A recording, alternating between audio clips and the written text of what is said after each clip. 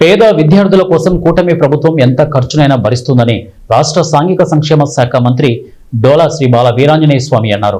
సోమవారం నాడు ప్రకాశం జిల్లా వెలుగొండ డాక్టర్ బిఆర్ అంబేద్కర్ గురుకుల పాఠశాలలో మంత్రి స్వామి ఆకస్మిక తనిఖీ చేశారు. Markapuram MLA Kandula Narayana Reddy, Yerragondapalem TDP incharge Gudur Erikshan బాబుతో కలిసి మంత్రి పాఠశాల పరిసరాలను పరిశీలించారు. అనంతరం విద్యార్థులతో ముఖాముఖి నిర్వహించి సమస్యలు అడిగి తెలుసుకున్నారు. ఈ సందర్భంగా మంత్రి డాక్టర్ డోలా బాల వీరాంజనేయ స్వామి మాట్లాడుతూ, కూటమి ప్రభుత్వం అధికారంలోకి వచ్చాక సాంఘిక సంక్షేమ శాఖలో విప్లవాత్మక మార్పులు తీసుకొచ్చామని అన్నారు. 143 కోట్లతో గురుకులాలు, ఎస్సీ సంక్షేమ హాస్టళ్లకు మరమ్మతులు చేశామని అన్నారు. అక్కడ ఫస్ట్ లో ఉన్న ఎస్సీ కాలనీ, బీసీ కాలనీ ఉంది కదా, పాలపల్లి యాదవులు, అక్కడ ఒకటి, ఇక్కడ లోపల కాలనీలో 2 పెట్టిస్తున్నా. ట్యాంకులు పెట్టించి నీళ్ళు ఇస్తున్నా. రేపు ఊరి పోలే కానీ నీళ్ళు వస్తాయి.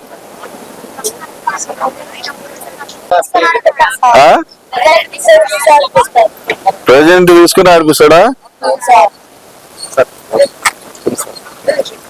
ప్రిన్సిపల్ గారు?